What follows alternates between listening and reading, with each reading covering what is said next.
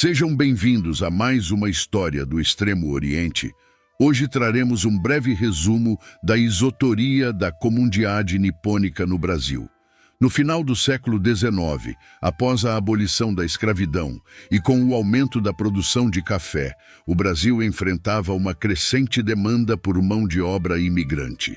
Paralelamente, o Japão, após um longo período de isolamento, o país tinha ficado isolado do mundo durante os 265 anos do período Edo, Shogunato Tokugawa. Como um país feudal fechado, começava a se modernizar com a restauração Meiji, iniciada em 1868. Essa era marcou o início de uma série de reformas sociais e econômicas que transformaram o Japão em uma nação moderna e industrializada. No entanto, essas mudanças trouxeram dificuldades significativas para a população rural, que representava a maioria do país. As reformas agrárias, destinadas a modernizar a agricultura, aumentaram a carga tributária sobre os pequenos agricultores, levando muitos à pobreza. Além disso, a pressão populacional em um território limitado e a falta de oportunidades de emprego nas áreas rurais agravaram ainda mais a situação. Diante dessas dificuldades, o governo japonês começou a incentivar a imigração como uma solução para aliviar a pressão demográfica e a pobreza no campo. Inicialmente, os emigrantes japoneses foram enviados para o Havaí, Estados Unidos, Canadá e Peru. No entanto, no início do século XX, os governos do Brasil e do Japão firmaram um acordo para trazer trabalhadores japoneses para as fazendas de café no Brasil. Esse acordo era vantajoso para ambos os países. O Brasil precisava de mão de obra para substituir os escravos recém-libertos, enquanto o Japão buscava novas oportunidades para sua população excedente. A população do Japão era estimada em cerca de 43 milhões de pessoas. Os primeiros imigrantes, cerca de 790 japoneses, chegaram ao Brasil em 1908 a bordo do navio Kasato Maru. A maioria desses imigrantes eram agricultores que esperavam encontrar no Brasil melhores condições de vida.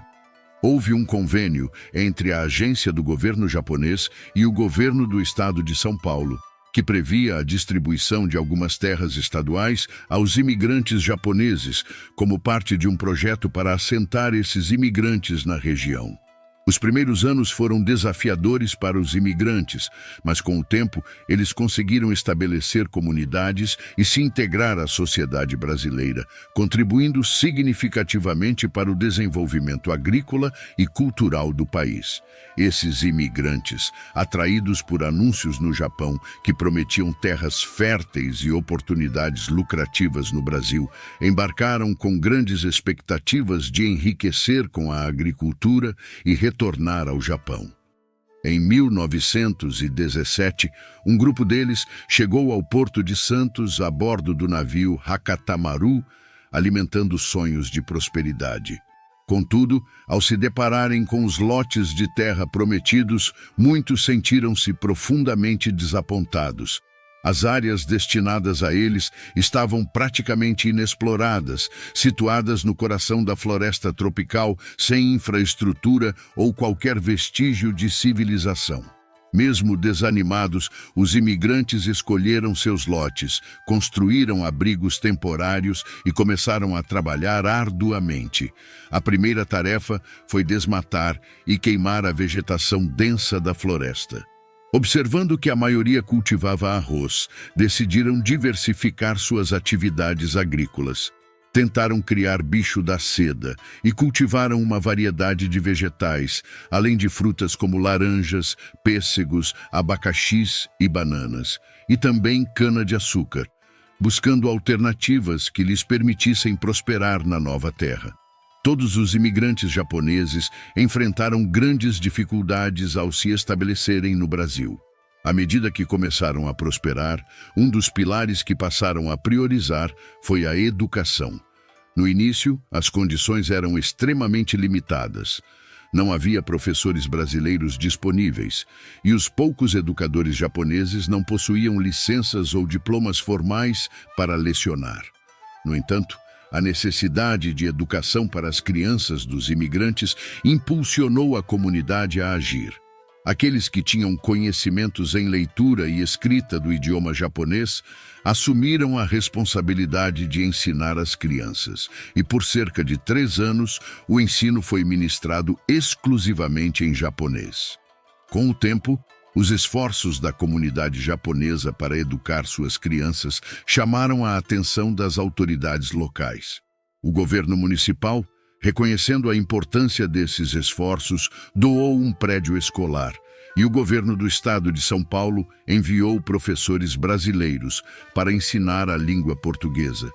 Esse apoio foi crucial para a integração das crianças japonesas à sociedade brasileira, ao mesmo tempo em que permitiu a preservação de sua identidade cultural. Os imigrantes japoneses tinham um profundo apreço por sua cultura, o que se refletia na continuidade da prática de suas tradições musicais, esportivas e artísticas. Eventos de atividades esportivas e competições de obstáculos eram comuns, com uma preferência por esportes como beisebol, atletismo e futebol. Essas atividades não apenas mantinham a comunidade unida, mas também serviam como uma ponte cultural com a sociedade brasileira. Todo o progresso alcançado pela comunidade japonesa foi brutalmente interrompido com o início da Segunda Guerra Mundial. A guerra trouxe um período de severas restrições e desconfiança em relação à comunidade japonesa no Brasil.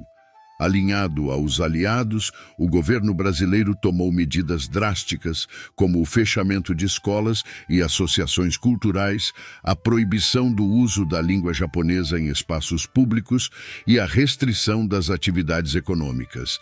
A interrupção das aulas de japonês e a proibição de qualquer atividade relacionada à cultura japonesa foram impostas sob pena de prisão. Jornais japoneses foram proibidos e o ensino da língua japonesa nas escolas foi completamente vetado, forçando os descendentes de japoneses a se adaptarem ao português como única opção linguística. Essas restrições resultaram em grandes dificuldades econômicas para os imigrantes, muitos dos quais viram seus negócios falirem, causando um retrocesso devastador para a comunidade. Além dessas restrições, os nipo-brasileiros não podiam viajar pelo país sem um salvo-conduto emitido pela polícia, o que limitava ainda mais sua mobilidade e liberdade.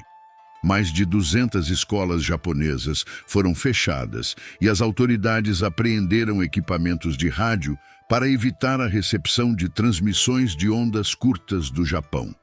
Diante dessa realidade, muitos japoneses começaram a abandonar a ideia de retornar ao Japão e passaram a considerar o Brasil como seu lar definitivo.